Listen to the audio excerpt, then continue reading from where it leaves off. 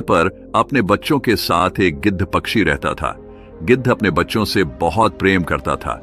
एक दिन गिद्ध के बच्चे गिद्ध के साथ घूमते हुए कहीं जा रहे थे।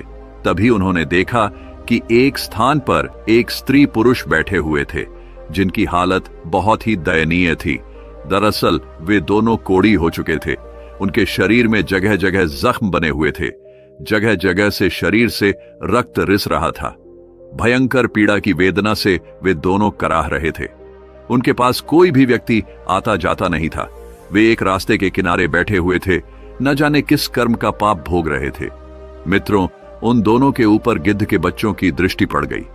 गिद्ध के बच्चों ने जब उन दोनों के शरीर से रिश्ता हुआ रक्त और मांस देखा, तो वे अपने पिता गिद्ध से कहते हैं, पिताजी, हमने आज तक सिर्फ जानवरों का ही मांस खाया है। हमने कभी इंसान का मांस नहीं खाया है। हमारी इच्छा है कि आज आप हमें इंसान का मांस खिलाएं। सामने घायल अवस्था में दो स्त्री पुरुष नजर आ रहे हैं। आप हमें इन्हीं का मांस खाने की आज्ञा दें। अपने बच्चों की बात सुनकर गिद्ध कहता है, बच्चों, ईश्वर ने हमें जो भोजन बनाया है वही ठीक है। ज्यादा मन नहीं चलाना चाहिए। ज्यादा मन चलाना खुद के लिए ही तकलीफ देह होता है। आजकल इंसान का मांस बहुत दूषित हो चुका है। वह किसी के खाने योग्य नहीं रह गया है। इंसान इतना नीचे गिर गया है कि उसके कर्म देखकर बड़ी लज्जा आती है। धर्म कर्म की समझ रखने वाला वह इंसान इतना नीचे गिर जाएगा, हमने कभी नहीं सोचा था। गिद्ध बोला, हे बच्चों, आजकल भूखे रह लेना, पर इंसान के मांस को खाने कभी मत सोचना। गिद्ध के बच्चों ने पूछा, पिताजी, ऐसी क्या बात है जो इंसान का मांस हम नहीं खा सकते? तब गिद्ध कहता है, बच्चों, मैं तुम्हें एक कहानी सुनाता हूं। यह कहानी इन्हीं दोनों स्त्री पुरुषों की है, जिनका मांस खाने के लिए तुम लालायित हो रहे हो। यदि तुम इनके कर्म जान लोगे तो कभी इंसान का मांस खाने की जिद नहीं करोगे। तब गिद्ध के बच्चे कहते हैं, हाँ पिताजी, आप हमें वह कहानी जरूर सुनाओ। आखिर हम भी तो जाने कि इंसान का मांस क्यों नहीं खा सकते। आपकी कहानी हम मन लगाकर सुनेंगे। कृपया पिताजी हमें जरूर सुनाइए। तब गिद्ध वहीं पर एक पेड़ पर बैठ जाता है और अपने बच्चों को कहानी सुनाने लगता है। वह कहता है, बच्चों, यह कहानी इन्हीं दोनों स्त्री पुरुषों की है जो नीचे कोढ़ी के रूप में बैठे हुए हैं। इससे पहले यह दोनों एक राज्य के राजा और रानी हुआ करते थे। इस पुरुष की इससे पहले एक पत्नी थी जो ईश्वर को प्यारी हो गई। राजा और रानी के बीच बहुत ही अटूट प्रेम था। राजा अपनी पहले वाली रानी से बहुत प्रेम करता था। राजा के राज्य में चारों तरफ खुशहाली थी। प्रजा भी अपने राजा का बहुत सम्मान करती थी। राजा भी अपनी प्रजा की भलाई के लिए काम करता था। किसी तरह की प्रजा में कोई दुख नहीं था। इसी प्रकार राज्य कार्य करते हुए राजा का समय बड़े आनंद से बीत रहा था। मित्रों, कुछ समय बाद रानी ने एक कन्या को जन्म दिया, लेकिन दुर्भाग्य से बेटी को जन्म देकर वह महारानी स्वर्ग सिद्धार्थ गई। राजा को इस बात से बहुत सदमा लगा। राजा के मन में यह बात बैठ गई कि मेरी जो बेटी हुई है, इसी बेटी के कारण मेरी प्राण प्रिय रानी की मौत हुई है। क्योंकि राजा रानी को बहुत चाहता था, रानी का गम राजा से बर्दाश्त नहीं हुआ। इसी गम के चलते राजा की हालत बिल्कुल पागलों जैसी हो गई थी। उसने यह बात अपने दिलो दिमाग में बैठा ली थी कि मेरी बेटी के कारण ही मेरी पत्नी की मृत्यु हुई है। अब तो वह अपनी बेटी को बिल्कुल भी प्यार नहीं करता था, ना ही उसकी तरफ देखता था। मन ही मन वह उसे नफरत करने लगा। वह हमेशा कहता था कि मेरे घर में यह बेटी नहीं, यह को लक्षण हुई है, इसी के कारण मेरी रानी की मौत हुई है। राजा को सबने समझाया कि देखो, जो होना था वह हो गया, अब क्यों बेटी से नफरत करते हो? परंतु राजा के समझ में कुछ नहीं आ रहा था। मित्रों, आपको बता दूं कि रानी बड़ी ही धार्मिक प्रवृत्ति की थी। वह भगवान की बहुत पूजा पाठ करती थी। उधर राजा ने अपनी बेटी को ही रानी की मौत का जिम्मेदार मान लिया था और वह अपनी बेटी से मन ही मन बहुत नफरत करने लगा था। धीरे धीरे राजा सदमे में पहुंच गया। अब तो उसका राजकाज में भी मन नहीं लगता था और ना ही वह प्रजा की भलाई के बारे में सोचता था। राजा की ऐसी हालत देखकर राजा के सभी मंत्री, दरबारी और रिश्तेदारों को चिंता होने लगी कि अगर राजा इस तरह रहेगा तो राज्य की प्रजा बहुत दुख भोगे। इस इतने बड़े राज्य का क्या होगा? राजा की ऐसी हालत के बारे में जब पता चलेगा तो पड़ोसी देश के राजा बुरी मनसा से हमारे राज्य पर आक्रमण कर देंगे और हमारा राज्य बिल्कुल नष्ट भ्रष्ट हो जाएगा और इसकी तरक्की रुक जाएगी। सबने राजा को मिलकर खूब समझाया, लेकिन राजा के मन से रानी की यादें नहीं निकल रही थीं। राजा की अबोध बच्ची हमेशा रोती रहती थी, लेकिन राजा उसे नजर भर के भी नहीं देखता था। दासियां ही उस राजकुमारी का लाल पालन करती थी।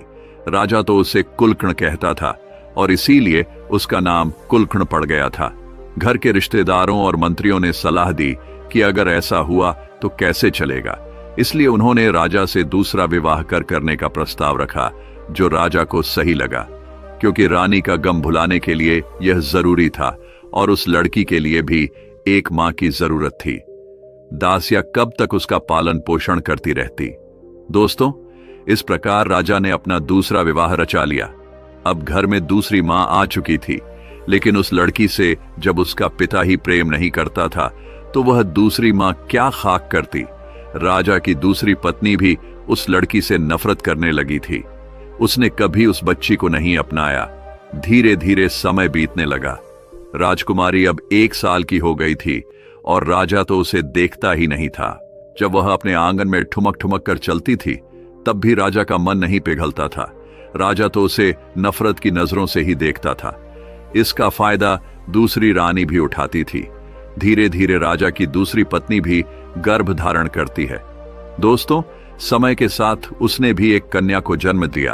अपनी बेटी और अपनी स्त्री को सकुशल देखकर राजा बड़ा प्रसन्न हुआ। उसकी प्रसन्नता की वजह यही थी कि उसकी रानी बिल्कुल ठीक थी, इसीलिए वह अपनी कन्या को अच्छे लक्षणों वाली समझ रहा था। अब तो राजा ने प्रजा में मिठाइयां बंटवा और अच्छे से उस दूसरी राजकुमारी का नामकरण संस्कार करवाया। राजा ने उसका नाम सौभाग्यवती रखा। इस तरह मित्रों, सौभाग्यवती और कुलकर्ण दोनों ही साथ साथ पलने लगी। धीरे धीरे समय बीतता रहा। राजा रानी सौभाग्यवती को बहुत प्रेम करते थे, लेकिन जिसे वे कुलक्षण मानते थे उसे फूटी आंख से भी नहीं देखते थे। समय अपनी गति से चलता रहा। धीरे धीरे राजकुमारी सौभाग्यवती को शिक्षा दिला लाई गई। राजकुमारी की तरह उसके हर काम कराए गए, लेकिन कुलकर्ण को शिक्षा का भी प्रबंध नहीं किया गया। धीरे धीरे जब दोनों कन्याएं बड़ी हुईं, तो देखने में दोनों बराबर की लगती थीं। दोनों में ज्यादा अंतर नहीं था, पर उनके पालन पोषण में राजा रानी की तरफ से बहुत अंतर था। सौभाग्यवती के जो कपड़े होते थे, अगर वे पुराने हो जाते तो उन्हीं कपड़ों को उतारकर कुलकर्ण को पहनने को दे दिया जाता था, क्योंकि मित्रों, जब पिता ही उसे प्रेम नहीं करता था तो दूसरा कौन देखने वाला था। बेचारी की मां तो थी नहीं। धीरे धीरे दोनों लड़कियां सयानी हो रही थी। एक दिन रानी कहने लगी, महाराज, लड़कियां बड़ी हो गई हैं, अब इनका विवाह हमें करना चाहिए। दोस्तों, जो कुलक्षण थी वह बड़ी ही धर्म प्रवृत्ति की थी, अपनी मां की तरह। उसकी मां भी बहुत ही धार्मिक थी। जो उसे जन्म देकर मर गई थी वह भी बहुत धार्मिक थी और हमेशा भगवान की बहुत पूजा पाठ किया करती थी, जबकि सौभाग्यवती बड़े घमंड में रहती थी। उसे यह घमंड था कि वह राजकुमारी है। उसके पास मां और पिता दोनों का प्यार है, लेकिन बेचारी कुलकर्ण को माता पिता का प्रेम नहीं मिलता था। कुलकर्ण कुछ ज्यादा ही समझदार थी। उसकी सौतेली मां कुछ भी कहती, चाहे उसकी बहन कुछ भी कहती रहती, वह चुपचाप सुन लिया करती थी। राजा रानी को छोड़कर महल के बाकी सभी लोग कुलक्षण से हमदर्दी रखते थे, लेकिन सौभाग्यवती और उसकी मां हमेशा उसे डांट रहती थी। राजा तो अपनी बेटी सौभाग्यवती को देखकर फूला नहीं समा आता था, जिसे वह कुलकर्ण मानता था। उसे देखकर तो वह रास्ता ही बदल लेता था।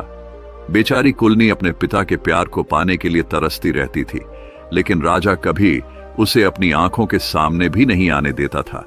राजा ने सख्त हिदायत दे रखी थी कि जब वह महल में आए तो उसकी बेटी कुलक्षण उसके सामने न आए। इस बात का पूरा रखा जाता था। अब जब बेटियां शादी के लायक हो गई तो शादी तो करनी ही पड़ेगी, भले ही राजा उसे कितना ही नफरत क्यों ना करता हो। बेटी की शादी तो करनी ही थी। रानी ने कहा, महाराज, दोनों बेटियां बड़ी हो गई हैं, इनके लिए कोई अच्छा सा वर तलाश कीजिए। राजा कहने लगा, हाँ रानी, विवाह तो करना ही पड़ेगा और जितनी जल्दी हो जाए उतना अच्छा है।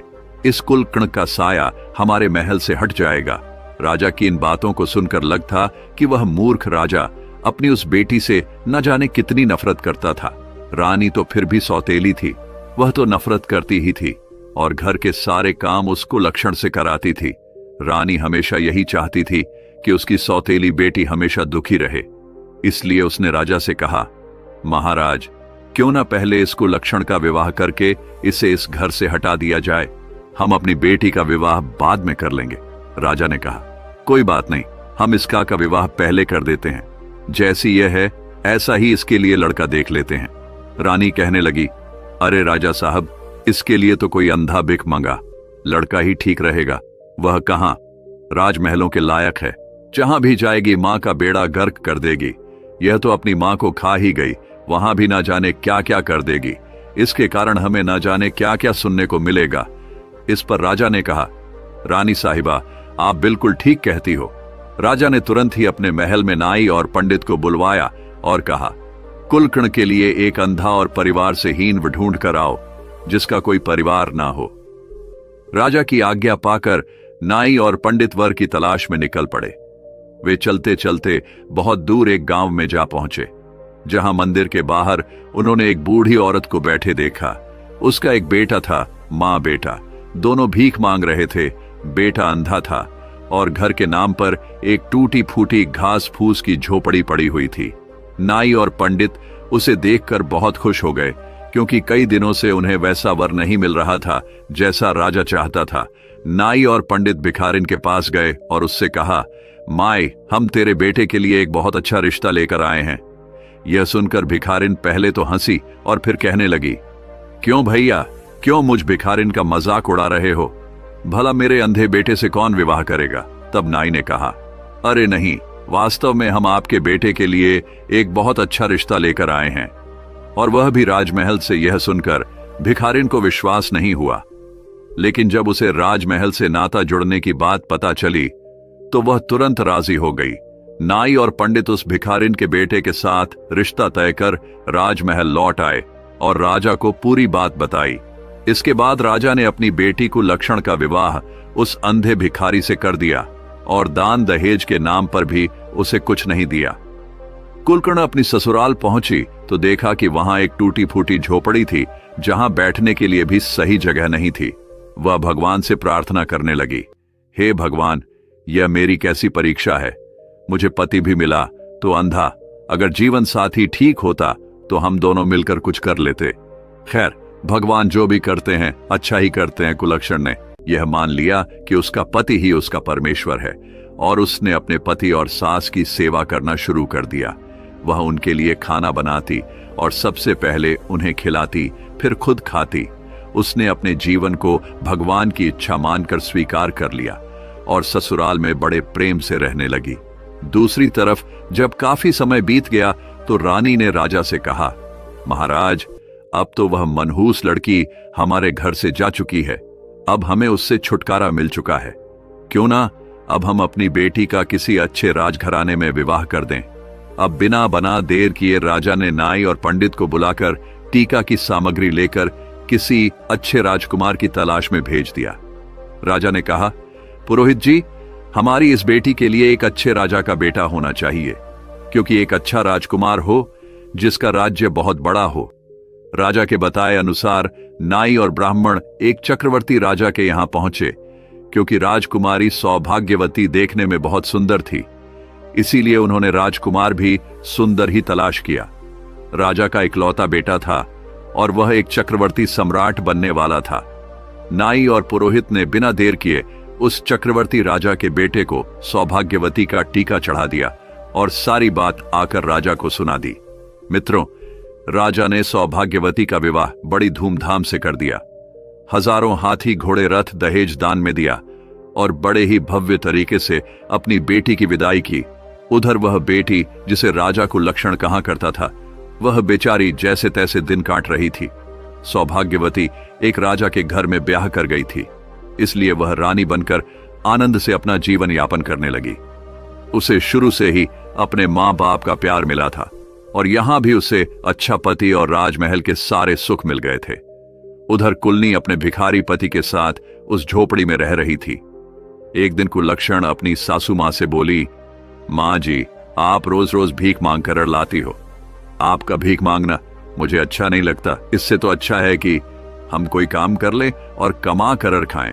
तब उसकी सास कहती है, बहू वैसे तो तेरे माँ बाप और लोग तुझे कुलक्षण कहते हैं, लेकिन हमारे घर की तू लक्ष्मी है। तू जो बात कहेगी वह मैं मान लूंगी। भिखारी की बहू कहने लगी, माँ जी, इन पैसों में से कुछ पैसे आप मुझे दे दो। मैं इन पैसों से कुछ खरबूजे और तरबूज खरीद कर लाऊंगी, क्योंकि गर्मी का मौसम है और इस मौसम में खरबूजे और तरबूज खूब बिकते हैं। मैं उन्हें बेचूंगा से तो रहेंगे। आप रोज रोज भीख मांगने जाती हो, 10 लोग आपको ठुकराते हैं, कोई 1-2 तरस खाकर कुछ दे भी देता है। मुझसे ये देखा नहीं जाता कि लोग आपका अपमान करें, इसलिए आज से आप घर पर रहो और मैं खरबूजे और तरबूज बेचने जाया करूंगी। सास ने कहा, नहीं नहीं बहू, तू भला कहां जाएगी? बहू ने कहा, माँ जी आप चिंता मत करिए, मैं ये सब कर लूंगी। सास बोली, ठीक है। उसकी सास और पति भीख में जो पैसे इकट्ठे किए थे वह पैसे अपनी बहू के हाथ में रख देते हैं। बहू बाजार गई और एक डलिया ली और उसमें कुछ तरबूज और खरबूजे खरीद कर रख लिए। जंगल के रास्ते पर एक मंदिर था, वह उसी मंदिर के सामने जाकर बैठ गई। वहां से गुजरने वाले लोगों को तरबूज और खरबूजे बहुत पसंद आते थे, इसलिए हाथों हाथ उसके तरबूज और खरबूजे बिक गए। सारे तरबूज तो बिक गए, केवल 2 खरबूजे उनके पास रह गए थे। दोस्तों, उसी समय संयोग से विधि और विधाता भगवान उसी रास्ते से गुजर रहे थे। विधि कहने लगे, प्रभु देखो कितने सुंदर खरबूजों की सुगंध आ रही है, मुझे भी यह खरबूजे खाने हैं। विधाता बोले, देवी कहां? तुम इन खरबूजों के चक्कर में पड़ रही हो, चलो हमें उज्जैन पर पहुंचना है। विधि ने कहा, नहीं नहीं प्रभु, मुझे तो यह खरबूजे खाने हैं। माता विधि जिद कर गई, कहने लगी, देखो स्त्री खरबूजे बेच रही है और वह तो आपकी भक्त है, प्रभु हमें उससे खरबूजे जरूर लेना चाहिए। दोस्तों, माता विधि और विधाता ने एक बूढ़े और बुढ़िया का रूप धारण किया और पहुंच गए। उस खरबूजे वाली के पास उसके पास मात्र 2 ही खरबूजे बचे थे। माता विधि और विधाता ने बहुत ही दीन रूप बनाया था। फटे पुराने वस्त्र थे, जर्जर हालत थी। एक दूसरे का हाथ पकड़े हुए वे उसके पास पहुंचे, जाकर कहने लगे, बिटिया हम दोनों भूखे हैं, क्या हमें कुछ खरबूजा खाने को मिलेगा? तो कुलक्षण कहने लगी, माई आप बैठो, इतनी गर्मी पड़ रही है, लो पहले पानी पी लो। उसके पास थोड़ा सा पानी था। पहले उसने विधाता और माता विधि बने हुए उन दोनों वृद्ध दंपति को पानी पिलाया और आराम से उन्हें बैठाया। उसके बाद एक करके दोनों को खरबूजा खाने को दिया। दोनों लोगों ने वे दोनों खरबूजे खा लिए। उसके बाद माता विधि कहने लगी, बिटिया हमारे पास तो तुम्हें देने के लिए कोई पैसे नहीं है, हम कहां से पैसे देंगे? हम तो भूखे थे, इसलिए खरबूजे तो हमने खा लिए। वह कहने लगी, कोई बात नहीं मां, आज मैं खरबूजे बेचने आई थी और ईश्वर की कृपा से मेरे सारे खरबूजे बिक गए। अब मेरे पास सिर्फ यह 2 खरबूजे शेष बचे थे। अगर आपने उन्हें खा लिया है तो यह भी मेरे लिए पुण्य का काम है। आप तो बूढ़ी मां हो, मेरी कोई मां नहीं है, और आपने मुझसे इतने प्यार से बेटी कहां है, बेटी शब्द सुनने के लिए तो मैं और मेरे कान ही तरस गए थे। कभी मेरे पिता ने भी मुझे बेटी का प्यार नहीं दिया। तब माता विधि हुई। बूढ़ी मां कहती हैं, बिटिया मैं काफी दूर से चलकर आई हूं और राह चलने के कारण मेरी सांस फूल रही है, मेरे पैरों में बड़ा दर्द हो रहा है। कुलकर्ण ने कहा, लाओ मैया, मैं तुम्हारे पैर दबा देती हूं। इतना कहकर वह माता विधि के चरण दबाने लगती है। ठंडी हवा चल रही थी। विधि मां को नींद आ जाती है। विधि मां को नींद आई तो कुलनी अपने पल्लू से उनके ऊपर हवा करने लगी ताकि उनके ऊपर कोई मक्खी या मच्छर ना बैठे। दोस्तों, विधाता भी वहीं पर लेट गए। जब माता विधि की आंख खुली तो वे दोनों बड़े प्रसन्न हुए। कहने लगे, बेटी तूने तो हमारी बहुत सेवा की है और हमारे पास तो तुम्हें देने के लिए कुछ भी नहीं है, हम तुम्हें क्या दें? वह कहने लगी, कोई बात नहीं मां, मेरी कोई मां नहीं है। तुम्हारी सेवा करके तो मुझे मां जैसा प्यार मिला, ऐसा लगा जैसे तुम मेरी मां हो। तब माता विधि कहती हैं, अच्छा बेटी अब हम चलते हैं जाते हुए। माता विधि ने विधाता से कहा, प्रभु अगर आपकी झोली में कुछ पड़ा हो तो इस बेचारी को दे दो, ये बेचारी बड़ी ही गरीब है और इसके पिता ने इसके साथ बहुत अन्याय किया है। विधाता बोले, देवी मेरे पास तो मेरी झोली में केवल भभूति है इससे इसका क्या भला होगा?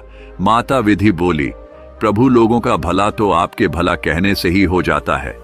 फिर भी मन समझाने के लिए माता विधि ने विधाता की झोली से कुछ भभूति निकाली और उस बेचारी को दे दी। वह भभूति उसने अपने साढ़े पल्लू में बांध कर रख ली। शाम को जब वह अपने घर पहुंचती है तो अपनी सासू मां से कहती है, मां जी, आज एक बूढ़ी मां और एक बूढ़े बाबा की सेवा करके मुझे अपार सुख मिला। और देखो मां, आज की कमाई, आज मेरे सारे खरबूजे बिक गए मां। अब तुम्हें और मेरे पति को कहीं भी भीख मांगने की जरूरत नहीं है। अब हम मेहनत से काम करके अपना गुजारा करेंगे और ईश्वर की कृपा रही तो हम सम्मान की जिंदगी जिएं। आज से हमें भीख नहीं मांगनी है। तब उसकी सास कहने लगी, बेटा, मैं तेरी जैसी बहू पाकर निहाल हो गई। मैंने तो कभी सोचा भी नहीं था कि कभी मेरे बेटे का भी विवाह होगा। मुझे नहीं पता था कि मेरे बेटे के नसीब में इतनी संस्कारी और लक्ष्मी जैसी बहू लिखी होगी। मैं तो भगवान की बहुत आभारी हूं कि भगवान ने मेरे बेटे की किस्मत में तुम्हें लिखा था। वह कहने लगी, मां, आज एक बूढ़े बाबा और एक बूढ़ी अम्मा आई थी। उन्होंने मुझे यह भभूति दी है, मैं इसका क्या करूं? तब उसकी सास बोली, बहू, थोड़ा रुको, अभी मेरा बेटा आता होगा। जैसा वह कहेगा तुम वैसा ही करना। दोस्तों, शाम को जब उसका पति आया तो वह कहने लगी, स्वामी, आज मुझे यह भभूति दी है, एक बूढ़े बाबा और एक बूढ़ी मां ने, मैं इसका क्या करूं? तब उसका पति कहने लगा, एक काम करो, घर के चारों कोनों में इसे छिड़क दो और जो बचे उसे संदूक में रख दो और थोड़ा बहुत भभूति हमारे जो तुलसी का गमला है उसमें रख दो। वह कहने लगी, ठीक है, मैं ऐसा ही करूंगी। अब तो उस लक्ष्मी ने उस भभूति को अपने घर के चारों कोनों में बिखेर दिया। थोड़ी भभूति संदूक में रख दी और रात को खाना बनाया। खाना खाकर अपनी सासू मां को खिलाया, अपने पति को खिलाया, फिर खुद खाकर घर की साफ सफाई करके सो गई। सुबह उठती है तो क्या देखती है कि उसकी झोपड़ी की जगह तो बहुत ही सुंदर महल बन गया है। चारों कोनों पर हीरे मोती चमक रहे हैं, धन के अंबार लगे हुए हैं और अनगिनत धन से घर भरा हुआ है। यह देखकर तो उसे बड़ा अचंभा हुआ। वह दौड़ी दौड़ी अपनी सास के पास जाती है और कहती है, मां जी उठिए, देखो क्या चमत्कार हो गया। उसकी सासू मां की आंख खुली तो उसने देखा कि उसका घर तो पहचानने में नहीं आ रहा है। वह कहने लगी, अरे बहू, क्या हम तेरे मायके में आ गए हैं? आज तक तो तेरे पिता ने कभी इधर मुड़कर भी नहीं देखा, लेकिन मैं तो सोई हुई थी, तेरे पिता का हृदय कैसे पसीज गया।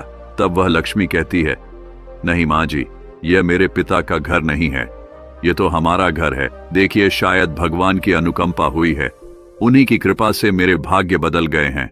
देखो, शायद वे बूढ़े बाबा और बूढ़ी मां कोई और नहीं, साक्षात ईश्वर ही होंगे, जिन्हें मैं पहचान नहीं पाई। भगवान को ना पहचान पाने का दुख अब तो उसे बहुत कचोट लगा था और वह रोने लगी कि भगवान साक्षात मेरे पास आए और मैं उनको पहचान नहीं पाई। उसकी सासू मां ने उसे धीरज बंधाया, तभी उसके पति की आंख खुल जाती है और वह चिल्लाते हुए बोला, अरे लक्ष्मी, यह मैं अपनी आंखों से क्या देख रहा हूं? अब तो मुझे दिखाई दे रहा है। वह अपनी मां से बोला, मां देखो, मुझे सब कुछ दिखाई दे रहा है, अब मैं अंधा नहीं रहा। यह देखकर लक्ष्मी की खुशी का ठिकाना नहीं रहा। उसके पति की आंखें ठीक हो गईं। यह उसके जीवन की सबसे बड़ी खुशी थी। इतनी खुशियां तो उसे धन दौलत पाकर भी नहीं हुई थी। भगवान की कृपा से अब उसका पति किसी राजा से कम नहीं लग रहा था। अब उन्होंने कहा कि जब इतनी बड़ी कृपा हो ही गई है तो क्यों ना हम भगवान की चर्चा करवाएं, पाठ करवाएं, लोगों को अपने घर बुलाएं और खूब बड़ा सा भंडारा करवाएं। उसकी सासू मां कहने लगी, बेटी, तुम तो मेरे घर की लक्ष्मी हो, जैसा तुम करना चाहो वैसा करो, मैंने कब मना किया दोस्तों। अब तो लक्ष्मी ने अपने घर में एक कथा का आयोजन किया और अपने रिश्तेदारों को निमंत्रण दिया। सारे रिश्तेदारों में निमंत्रण बंटवा, एक पत्र अपने मायके भी भिजवाया और एक चिट्ठी अपनी बहन सौभाग्यवती के घर भी भेजी। निमंत्रण पाकर लक्ष्मी का पिता और उसकी सौतेली मां भी आए। वे आए तो थे, परंतु दोस्तों, उनकी हालत बहुत खराब हो गई थी। वे अपनी बेटी की हालत पर हंसने के लिए वहां आए थे, लेकिन वहां पहुंचकर उसके पिता का तो शर्म से सिर नीचा हो गया।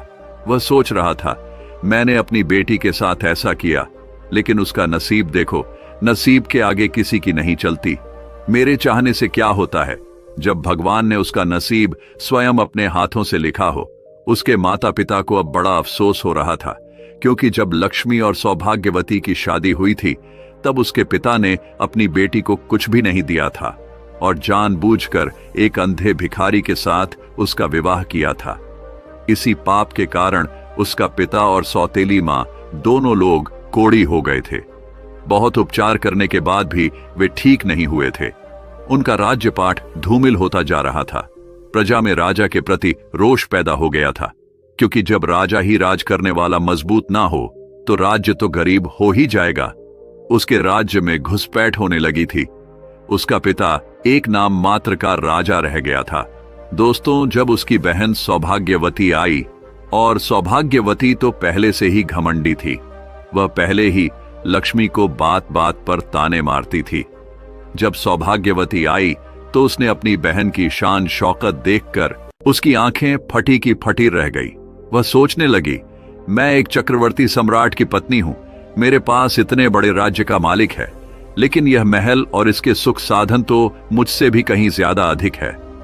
अपनी बहन का वैभव देखकर वह बहुत बेचैन होने लगी और कहने लगी, लक्ष्मी, तुझे यह कहां से मिला, कैसे मिला? तब लक्ष्मी ने सारी बातें अपनी बहन को बताई। सौभाग्यवती यह सुनकर और भी ज्यादा बौखला गई। सौभाग्यवती के मन में फिर से लालच आ गया। वह किसी भी कीमत पर अपनी बहन लक्ष्मी को नीचा दिखाना चाहती थी। वह तो चाहती थी कि लक्ष्मी उससे ऊपर कभी ना पहुंच पाए, लेकिन जिसे भगवान उठाना चाहते हैं उसे कौन रोक सकता है? ऊपर उठाने वाला तो ईश्वर है, किसको कब क्या बना दे कोई नहीं जानता। सौभाग्यवती ने जब अपनी बहन से पूछा कि उसके समृद्ध होने का क्या कारण है, तो भोली लक्ष्मी ने पूरी बात उसे बता दी कि उसने एक बूढ़े और बूढ़ी मां को खरबूजे खिलाए थे। उन्हीं के आशीर्वाद से यह सब हुआ है। अपनी बहन से यह सब जानकर सौभाग्यवती राजमहल में जाकर अपने पति से कहा, देखो जी, मैं भी खरबूजे बेचने जाऊंगी। उसका पति कहने लगा, अरे सौभाग्यवती, तुम यह कैसी बातें कर रही हो? हमारे राज्य में किसी प्रकार की कोई कमी नहीं है, और वह तेरी बहन इतनी गरीब थी, उसकी सच्ची श्रद्धा और भक्ति देखकर उस पर भगवान ने कृपा की है। तू तो क्यों चलन के मारे मरी जा रही है? तेरे पास किस चीज की कमी है? लेकिन सौभाग्यवती नहीं मानी। वह कहने लगी, नहीं जी, मुझे तो खरबूजे बेचने जाना है। तो पति कहने लगा, ठीक है, अगर मेरी बात नहीं मानती हो तो चली जा। दोस्तों, उसने एक डलिया में खरबूजे भर लिए और एक मंदिर के पास जाकर बैठकर बेचने लगी। संयोग से उस दिन भी माता विधि और विधाता उधर से आ रहे थे। खरबूजे बड़े ही ताजे ताजे थे। माता विधि बोली, प्रभु देखो, मुझे खरबूजे खाने हैं, गर्मी का मौसम है और यहाँ बड़े सुंदर सुंदर खरबूजे दिखाई दे रहे हैं। विधाता ने बहुत समझाया, लेकिन विधि जी नहीं मानी। उन्हें तो सौभाग्यवती के खरबूजे पसंद आ रहे थे। अब उन्होंने फिर से बूढ़े का भेष बनाया और एकदम से उसके पास पहुंच गए। उस दिन सौभाग्यवती का एक भी खरबूजा नहीं बिका था। माता विधि कहने लगी, बिटिया, बहुत तेज भूख लगी है, गर्मी के मारे जन निकली जा रही है, बहुत प्यास भी लगी है, थोड़ा सा पानी पिला दो और हमें थोड़ा खरबूजा खाने को दे दो। तो सौभाग्यवती कहने लगी, अरे हटो यहां से, वैसे भी सुबह से बोनी तक नहीं हुई है, कहां से भिखारी चले आए मांगने के लिए। अब विधि और विधाता एक दूसरे की तरफ देखकर मन ही मन मुस्कुरा उठे और वहीं बैठ गए। सौभाग्यवती डंडा उठाकर कहने लगी, हटो यहां से तुम लोग, कितने गंध हो, मैं यहां खरबूजे बेचने आई हूं।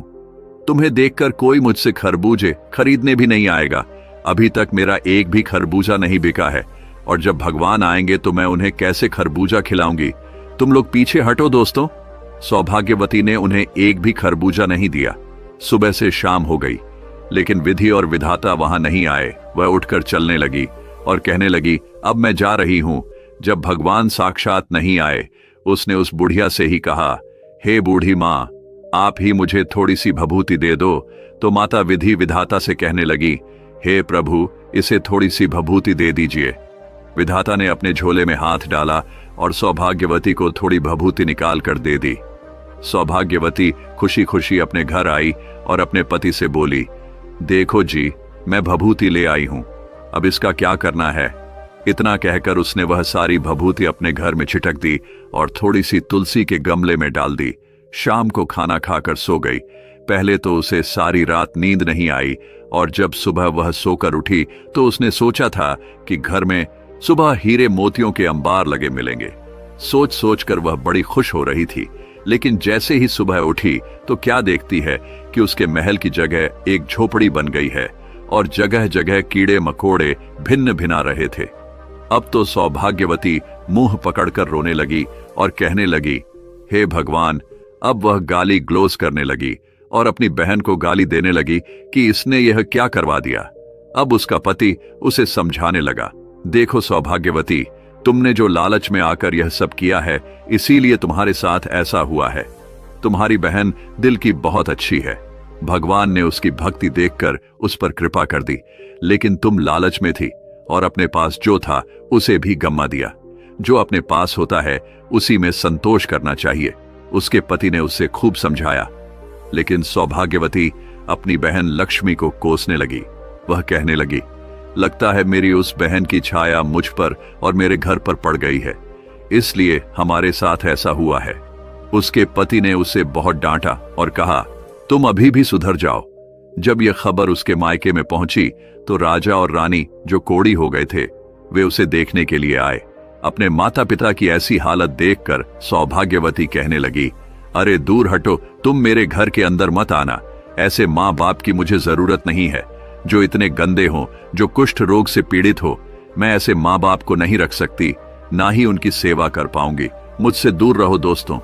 उसके माता पिता अपनी बेटी के दुख में दुखी होने के लिए आए थे, लेकिन उसकी बेटी ने उन्हें डांट फटकार कर भगा दिया।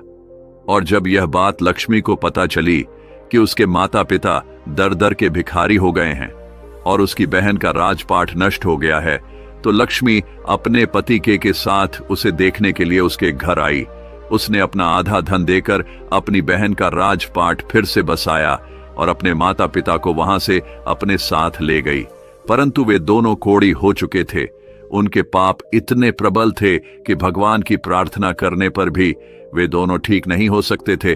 तब उन्होंने कहा, बेटी, अब हमें अपने किए की सजा भोगनी है, तुम हमें माफ कर दो। अपने बेटी के चरण छूने के बाद क्षमा मांगकर वे दोनों उसके घर से चले जाते हैं दोस्तों, और किसी एकांत स्थान पर बैठकर भगवान की प्रार्थना करते हैं और अपने कुकर्म की क्षमा मांगते हैं।